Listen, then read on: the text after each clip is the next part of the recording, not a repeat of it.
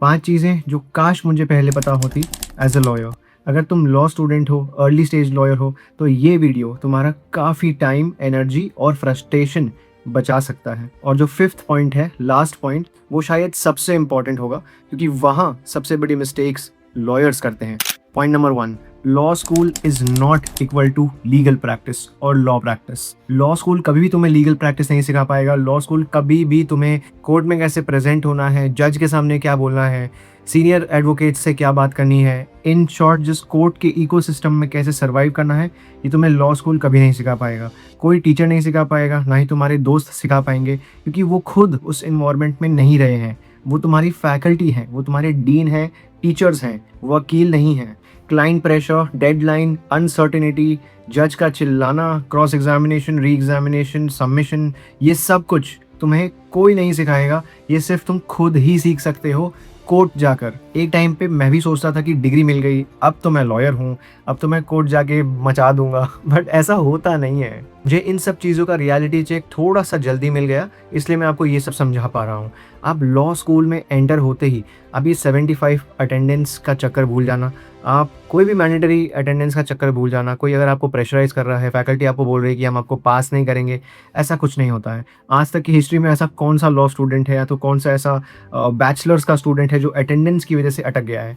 एक आधा 2% होगा जहाँ पे टीचर, जहाँ पे फैकल्टी और स्टूडेंट की खुद की मतभेद होगी, बट अटेंडेंस वाले चक्कर सिर्फ डराने के लिए होते हैं, क्लास की स्ट्रेंथ मेंटेन करने के लिए होता है और एक अच्छा पासिंग परसेंटेज बनाने के लिए होता है डिपार्टमेंट का या फैकल्टी का। आपकी अटेंडेंस वहाँ मैंडेटरी नहीं है। आपको सिर्फ और सिर्फ लॉ स्कूल में एनरोल होते ही, बीकॉम एलएलबी हो गया, बीएलएलबी हो गया, या तो आप 3 साल का लॉ कोर्स कर रहे हो, आप जैसे ही एनरोल हो रहे हो, कोर्ट भागो, कोर्ट समझो। या तो अगर आपको कोर्ट में, लिटिगेशन में इंटरेस्ट नहीं है तो किसी लॉ फर्म में इंटर्नशिप करो, लॉ फर्म में एप्लीकेशंस डालो। बट लॉ स्कूल का मतलब ही प्रैक्टिकल एक्सपोजर है, आप किताबों से जुड़े नहीं रह सकते। Point number 2, skills versus knowledge. Knowledge हमेशा लॉ स्कूल में स्किल्स से नीचे रहेंगी, क्योंकि यहाँ पे सिर्फ और सिर्फ स्किल मैटर करता है, इसके अलावा और कोई भी तरकीब काम नहीं आती। मैंने कोर्ट में काफ़ी समय बिताया है और मैंने कोर्ट में ऐसे भी लोग देखे हैं जिन्हें सारे सेक्शन आते हैं। हमें याद होगा जब हम स्कूल में थे तो ऐसे ऐसे करके कुछ बच्चे नंबर बता देते थे।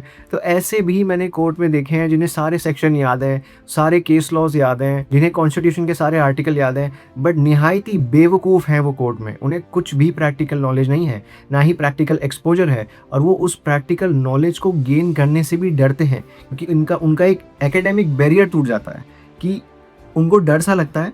और ये मेरे ही सर्कल के कुछ लोग थे जिन्हें प्रैक्टिकल नॉलेज या प्रैक्टिकल एक्सपोजर नहीं लेना था, उन्हें सिर्फ मार्क्स ही लाने थे, और अभी भी वो कहीं पे मार्क्स ही ला रहे हैं। कोर्ट में अगर आप कोर्ट की क्लियर लैंग्वेज लिख नहीं पा रहे हो, आप सीनियर्स या फेलो एडवोकेट से कम्युनिकेट नहीं कर पा रहे हो, आप एक बेसिक से पिटिशन का, बेसिक से नोटिस का, एक बेसिक से कॉन्ट्रैक्ट का स्ट्रक्चर नहीं बना पा रहे हो, तो ये एक बहुत बड़ी प्रॉब्लम है। ये एक स्किल सेट की प्रॉब्लम है, नॉलेज की प्रॉब्लम नहीं है। कॉलेज में, लॉ स्कूल में आपको ये सब चीज़ें नहीं सिखाई जाएंगी।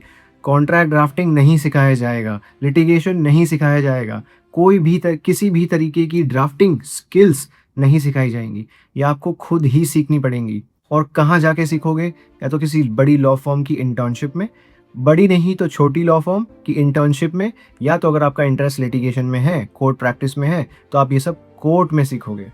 स्किल्स बिल्ड करो, सिर्फ पढ़ाई से कुछ नहीं होगा।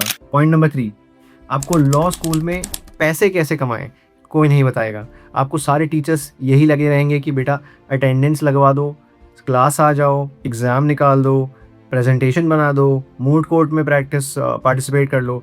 बट आपको एक भी फैकल्टी या तो एक भी फेलो स्टूडेंट या कोई आपका फ्रेंड ये नहीं बताएगा कि इस फील्ड में पैसे कैसे बनाएं। सब लोगों का एक ही रट चलता रहता है, ग्राइंड करो, हसल करो, कोर्ट जाओ, थोड़ा और सीखो, थोड़ा और सीखो, और स्किल सेट बिल्ड करो। जैसे मैंने पॉइंट नंबर 2 में बोला, ये एक बेसिक सा सेंटेंस या फिर एक बेसिक सा पैराग्राफ आपको हर किसी के मुंह से सुनने मिलेगा, बट उसको, उस स्किल को जो आपने सीखा है, उसे पैसों में कैसे कन्वर्ट किया जाए। अगर पैसे भी नहीं, ऑब्वियसली अगर आप अर्ली स्टेज लॉयर हो या आप लॉ स्टूडेंट हो, तो आपको बहुत ही ज़्यादा पैसे नहीं बनाने हैं, क्योंकि आपकी स्किल इक्वेट करेगी आपके नॉलेज को, और दोनों साथ में कंबाइन करके आप सर्वाइव कर पाओगे।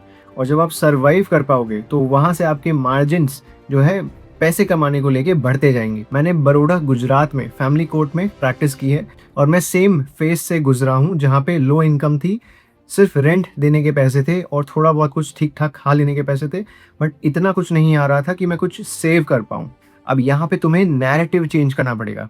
लॉ कोई प्रोफेशन नहीं है, लॉ को प्रोफेशन बुलाना बंद करो। लॉ एक बिजनेस है, ये एमबीए से भी बड़ा है, ये मेडिकल फील्ड से भी बड़ा है। बस आपको अपने आप को और आपकी लीगल स्किल को बहुत सही तरीके से पोजीशन करना है। हालांकि ये थर्ड पॉइंट है, बट ये सबसे बड़ा और सबसे वास्ट पॉइंट है।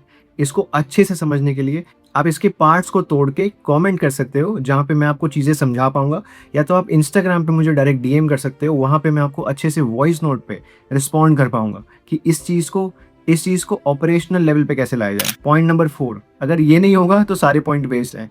नेटवर्किंग, नेटवर्क मैटर करता है, बहुत ज़्यादा मैटर करता है। और नेटवर्किंग तब मैटर नहीं करता जब आप मुसीबत में हो या आपको किसी से कुछ चाहिए। नेटवर्क तब मैटर करेगा जब आप जीत रहे होगे, जब आपका नेटवर्क बढ़ रहा होगा। तो वो जो ऑलरेडी एग्जिस्टिंग नेटवर्क है वो उसे और एक्सपैंड करने में हेल्प करेगा। जितना ज़्यादा आपका नेटवर्क एक्सपैंड होगा उतनी ज़्यादा आपकी स्किल सेट लोगों को पता चलेंगी। और इंस्टेड ऑफ काम मांगना या फिर किसी से कोई हेल्प लेना, आपको काम के लिए शायद बुलाया जा सके। अभी ये जो फैंसी टर्म्स चले हैं ना, फैंसी जेनजी टर्म्स कि सिग्मा मेल, मैं तो इंट्रोवर्ट हूँ, आई एम आइसोलेटेड पर्सन, ये सब भूल जाना, ये सब बकवास है। ये सब फेसबुक और इंस्टाग्राम और व्हाट्सएप स्टेटस पे ही अच्छा लगता है। रियल लाइफ में ऐसे लोगों को गधा बोलते हैं, ऐसे लोगों को बेवकूफ़ बोलते हैं। नेटवर्किंग सबसे इम्पॉर्टेंट है।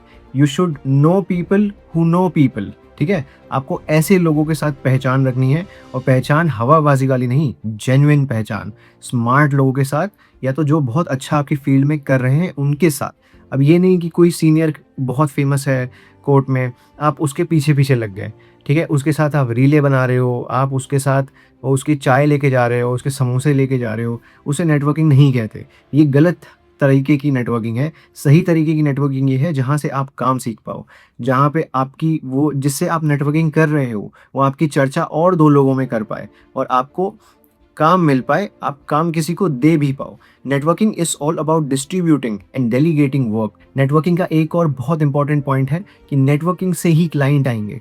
आपका नाम अगर लोगों को पता होगा, फिर मैं कह रहा हूँ कि सही तरीके से पता होना चाहिए। अगर आपका नाम सही तरीके से लोगों को पता होगा कि आप काम करना जानते हो, आप अपना काम जानते हो और आप जो करते हो आप उसमें बेहतर हो, तो आपके पास लोग आएंगे, क्लाइंट्स आएंगे। और मैं ये तब की बात नहीं कर रहा हूँ जब आपके पास बार लाइसेंस हो, डिग्री हो, आपका लॉ स्कूल कंप्लीट हो गया हो। ऑल्दो ये फ्रेश लॉयर्स के लिए भी है, बट ये लॉ स्टूडेंट पे भी एप्लीकेबल करता है, क्योंकि एज अ लॉ स्टूडेंट मैंने भी ठीक ठाक पैसे कमाए हैं। ये फ्लो कैसे वर्क करता है? Referrals, connections, visibility.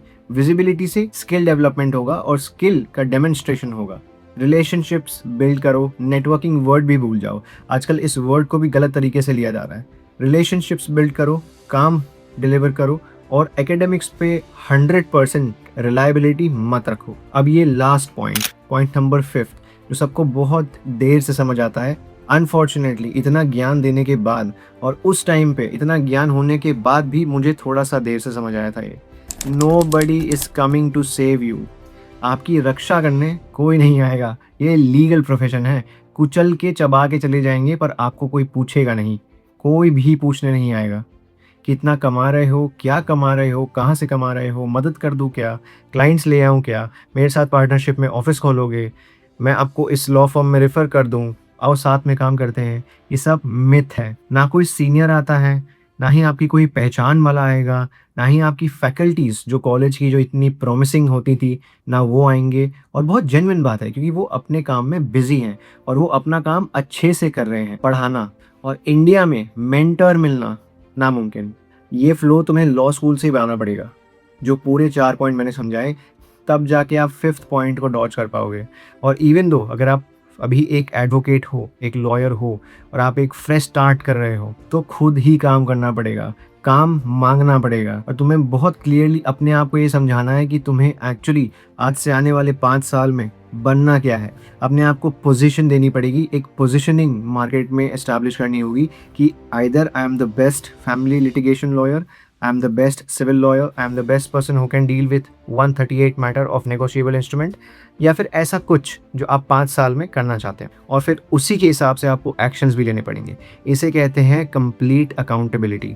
अब मैं जहाँ पर हूँ चीज़ें ठीक हैं, बट अगर ये 5 चीज़ें मुझे उस टाइम पे पता होती जब मैं एक लॉ स्टूडेंट था, तो ग्रोथ और जो चीज़ें मुझे चाहिए थी वो थोड़ी सी फास्ट हो पाती, मिस्टेक्स थोड़ी सी कम होती, बट शायद ये प्रोसेस ज़रूरी था और मेरा यहाँ आके आपको ये चीज़ें बताना भी ज़रूरी था। इन 5 पॉइंट्स को सीरियसली ले लो, शायद लॉ स्कूल की या तो एडवोकेसी की जर्नी थोड़ी सी आसान हो जाए। मैं भीमेश, आपका immigration lawyer. I will see you in the next one.